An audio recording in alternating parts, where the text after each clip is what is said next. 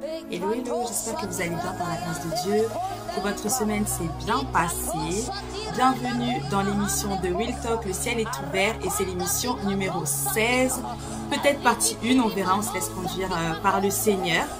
Donc dans un premier temps, comme d'habitude, nous allons remettre ces instants merveilleux entre les mains de notre Dieu et on va lire un passage du livre de Ma princesse, lettre du père à sa chérie ou lettre du père à son chéri et peut-être un passage de la puissance surnaturelle d'un esprit transformé de Bill Johnson.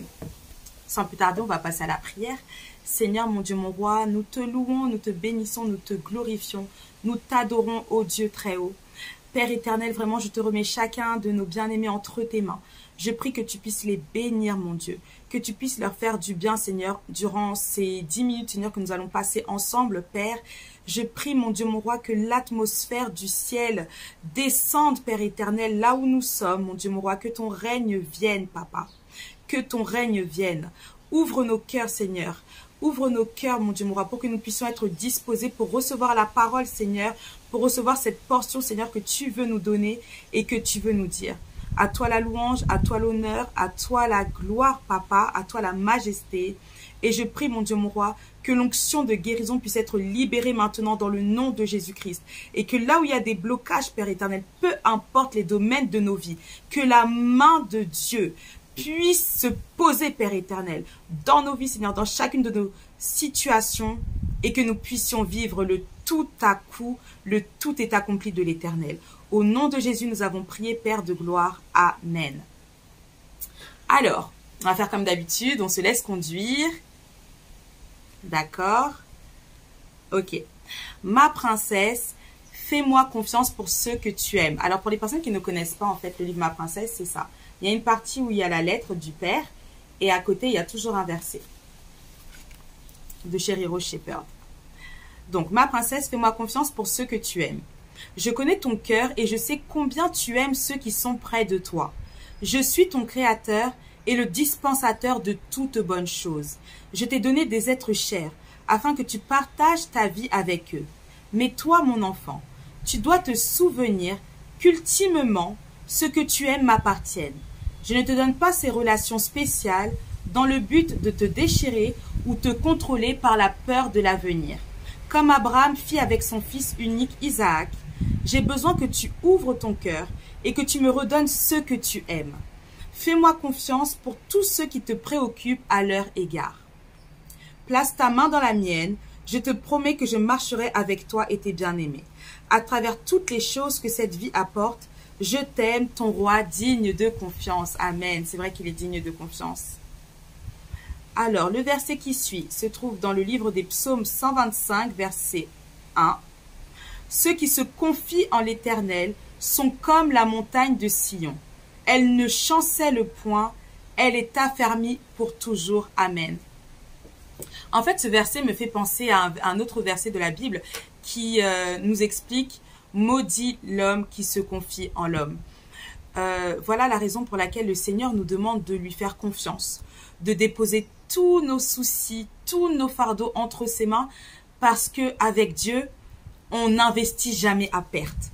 Si tu es dans la détresse, si tu te sens mal, si tu es inquiet pour les membres de ta famille, peut-être que toi tu es chrétien et que tout le reste de ta famille n'a pas encore donné sa vie à Christ, le Seigneur te dit sois calme, fais-lui confiance, nous devons lui faire confiance, nous devons prier pour nos bien-aimés et un jour il y aura ce go de l'Éternel. Peut-être qu'à un moment donné dans ton cœur tu sentiras que oh mais on dirait que là son cœur est même ouvert, tu sens que la porte est ouverte, là tu peux tenter, tu peux parler de ton témoignage, tu peux expliquer ce que Dieu a fait dans ta vie et tu jauges, tu regardes, est-ce que il est fermé, ouvert?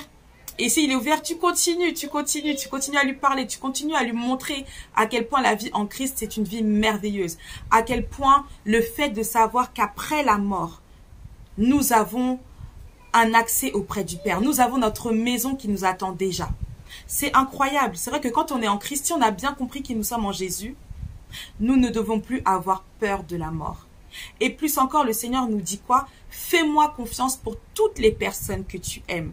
Moi, personnellement, quand je tombe sur ce passage, je sais que, il va se passer quelque chose. Peut-être une situation que je vais voir ou que je vais entendre Et en temps normal, peut-être, je serais déjà inquiète. Je me dirais, mais Seigneur et tout, fais-lui grâce, vraiment, Seigneur, aie pitié, aie pitié. Mais là, le Seigneur, il me dit quoi? Non, sois calme. J'ai tout entre mes mains. Le Seigneur dit, crois au Seigneur Jésus et tu seras sauvé, toi et toute ta famille. On doit lui faire confiance, chaque chose en son temps.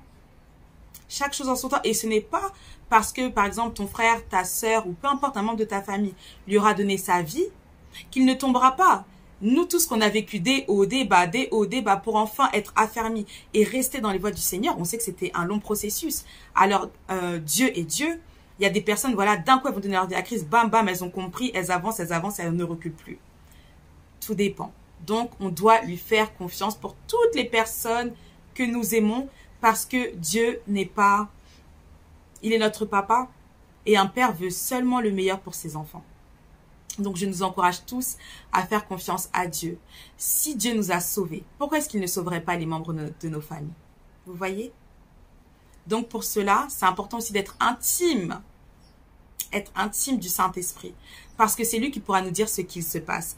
Ah, il va se faire attaquer à tel moment. Ah, il a rêvé de ça. Regarde dans son rêve, qu'est-ce qui s'est passé? Le Seigneur nous parle. En fait, c'est comme notre associé. Et si on a compris ça, alors il y aura des situations qu'on ne verra même pas s'accomplir. Parce qu'en amont, le Seigneur nous aura prévenus et on aura déjà brisé toutes choses dans la prière. Donc, il nous reste quelques minutes. Je vais lire un passage de la puissance surnaturelle d'un esprit transformé. On va voir. Ok, c'est la dernière page. Ça, c'est la pensée de l'auteur. Mon cri est que je puisse le voir de mes yeux, et je veux y consacrer ma vie. Mais j'ai dit à mes enfants et aux jeunes dont je suis le pasteur, si nous ne vivons pas ensemble cette période, nous l'assumerons. Ne vous laissez pas diriger par l'opinion des hommes, mais par votre amour de la présence de Dieu. Le prix que vous paierez pour revendiquer plus de territoire pour Dieu le vaut largement. Parce que c'est vrai que lorsque nous donnons notre vie à Christ, on n'est pas seulement appelé à vivre notre vie pour nous-mêmes. On doit aller conquérir des territoires. Avant, c'était une guerre physique. Maintenant, on sait que la guerre, elle est spirituelle. Quand tu vois que ton frère ou ta sœur ou une personne que tu vois en face de toi, un collègue, est sous l'emprise de l'ennemi, alors prie pour lui. Prie dans ton cœur ou prie même peut-être s'il est ouvert, prie avec lui. Vous voyez ce que je veux dire? De l'accompagner. Parce qu'on n'est pas appelé à voir les personnes autour de nous être, être emprisonnées dans les liens des ténèbres et de les laisser comme ça. De la même manière où d'autres ont eu pitié de nous, ont eu, cette grande compassion de prier pour nous, pour ne pas que nous soyons emprisonnés, pour ne pas que nous demeurions des captifs, alors nous aussi faisons de même. Parfois, on peut arriver dans un endroit, on peut sentir que l'atmosphère est pesante. Prie. Demande à Dieu que son règne vienne. Vous voyez? Demande à Dieu que son règne vienne. Demandez-le. Demandez-lui. Il le fera. Parce que notre Dieu, si on demande des choses selon sa volonté, il ne dira jamais non. C'est comme la guérison. Tu peux voir une personne comme ça avec des béquilles. Alors si tu as le fardeau pour cette personne, sache que Dieu aussi a le fardeau. Vas-y. Propose-lui. Demande-lui, présente-toi. Et demande-lui, est-ce que tu peux prier pour lui?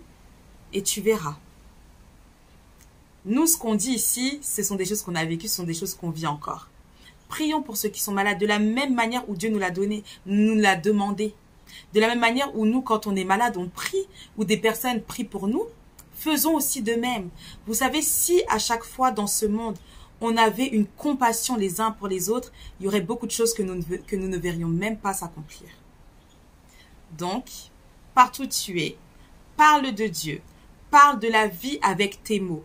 Et vois seulement le Saint-Esprit faire le travail dans le nom de Jésus. Le rôle du Saint-Esprit est de glorifier Jésus dans nos vies, mais aussi sur cette terre. Lorsque nous avons donné notre vie à Christ, lorsque nous l'avons accepté comme notre Seigneur et notre Sauveur, c'est parce que le Saint-Esprit était déjà à l'œuvre. Il était en train déjà de nous convaincre de pécher, de nous faire nous rendre compte que sans Dieu, nous ne sommes rien, nous ne pouvons rien faire, nous sommes déjà emprisonnés et que rien n'est possible en fait, d'aller au-delà. À cause des lois qui ont été dites, à cause de plein de choses qui ont été faites, avant même peut-être que nous soyons nés. Donc, faites confiance à Dieu, que Dieu vous bénisse. Je vous souhaite un bon week-end sous la présence du Dieu vivant et je vous dis à vendredi prochain. Bye!